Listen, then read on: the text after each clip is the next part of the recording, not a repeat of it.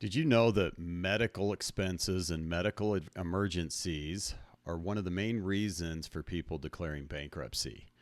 Getting into medical situations can cause you to lose more money faster than almost any other thing. My name is Matt with Highline Financial Coaching, and today we're going to go over a few ways, a few tips and tricks that you can do to help limit the medical expenses that may occur. So if you look, I've got my 4 kids, my family. We have had tons of different medical expenses, from emergencies to sicknesses. Heck, we've got 2 dogs, and we have vet emergencies. We had one a couple weeks ago, and there's a lot of expenses when it comes to medical because you feel like you have to do everything. You feel like cost isn't an issue when you go into the emergency room. You forget that it's going to be a minimum of $5,000 just to walk through the door. So today we're going to go through a few of those tips, and hopefully these can help you in your next medical expense. So the first one that you can do is, one of them is ask for an itemized bill. Look at it. See, there's so many different times that you can be charged for things that you didn't have done. If you look, when you're at the hospital or doctor, they charge you $10 for a Tylenol when you can buy a whole bottle of them at Costco. There's hospitals are notorious for billing errors when it comes to that because there's so many things happening when you're there. Make sure it's the right procedure. Make sure that the tests were given, because with so many things going on, now hospitals are getting a lot better at it, but at the same time, so many different moving pieces that make sure you're on top and aware of all the expenses that you have. Also, if you know that you have a procedure coming up, negotiate the cost. So nowadays, insurance is one of the biggest jokes in the United States. It's over the last 12 years, insurance costs have more than quadrupled because some of the things that have gone into effect. It's ridiculous how much insurance is. So make sure that you have the right insurance. There are a lot of different plans. Be aware of some of those cost savings, cost sharing plans. Those are not insurance, and they can be a major pain in the neck when you go to get things done. Also, with the higher deductibles that you have out there, negotiate the cost or the price of a procedure that you're having done. A lot of times, medical facilities will give you a better price if you pay cash up front. A lot of times that's going to be a lot less than a deductible, or if it's you can negotiate that and make sure that you don't have to pay as much when you go in to get that procedure done. You can often reduce that price by 20 to 50%. And the reason being is insurance companies are only paying medical facilities about a quarter or half of what they're billing.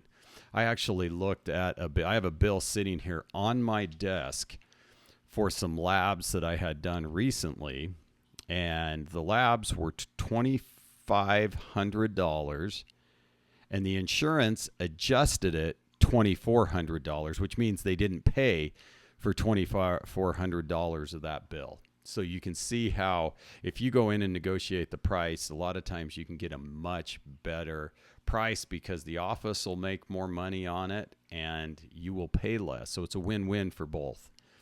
Now, there's HSAs or FSAs, the health savings account or flexible spending account. Now, these are great. If you work for a company and you're able to put into these, this is tax-free money that you can use to pay for your medical expenses, and you'd be amazed at how much that will cover. There's a lot of medical supplies that you can buy at your pharmacy, your local Costco. You can get glasses. You can get orthodontics. You can spend that money with an HSA on a lot of different things you can use for your health.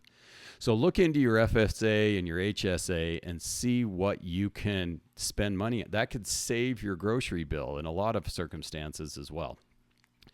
Also, shop around if you have a procedure. Shop around. Now, on certain procedures, you're not going to go with the cheapest model or the cheapest option, but shop around and see if it's a fair price. And if you find a better price, go back and see if they will match it, or at least work with you on that.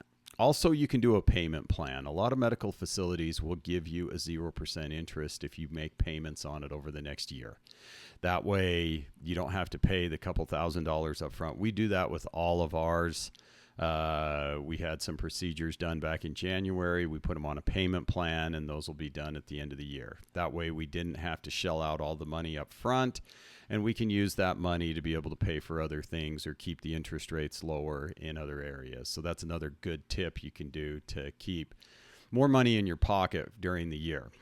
Also, review your insurance policy before you go in. I know this is hard if it's an emergency. You're not going to go in there and say, hey, wait a second, I got to review my insurance policy before you treat my kid or my family member. But if you know some of those things with your insurance plan, then instead of going to the emergency room, you may go to an urgent care. If you go to an urgent care on certain insurance plans, they charge a lot less. Emergency rooms have a much higher cost than an urgent care does. Much higher when you just walking through the door, you're probably going to be $1,000 or more. But if you go to an urgent care, you can still get x-rays done. You can still get sutures, get the stitches. They can help for broken bones or those types of things. And the only problem is if your family is like mine, everything happens when an urgent care is closed or on the weekends. So all the time when an urgent care is closed, that's when we have the biggest emergencies. So again, that's a good way to find those lower cost clinics. And hopefully some of these tips helped you. One of the things we've done as well is if you've got a big bill, make sure you keep making the payments on that bill. Just keep paying the hospital something or the doctor's office something. Keep paying them. And a lot of times, if you paid on that for about 6-7 months, give them a call and ask them what is the minimum they would take to be able to pay it off. If you were to pay it off today, would they accept 50%? Would they accept 75%? If they accept anything, that's a huge discount on the bill. I've received up to 50% off of the bill if I paid it up front. We had a $1,500 payment left for a hospital. I called them up. I paid $700 for it, and they wiped it clean. It was at the end of the year. They were cleaning up their books. So there's a lot of ways. Medical facilities seem to be some of the better places that'll work with you with finances because they know that a lot of times these are emergencies and people aren't prepared to pay the bills. So that's a good way to leverage that. Also, when the insurance companies aren't paying them a whole lot or reimbursing them back a lot, they're willing to work with you if you pay cash up front. So we're very grateful that we have these facilities, but at the same time, work with them. Don't be afraid to work with them and negotiate. So hopefully this was helpful. If you like this video, subscribe to our channel, send it to a friend. Hopefully this is a way that can help you save money. My name is Matt with Highline Financial Coaching. I hope you have a great day.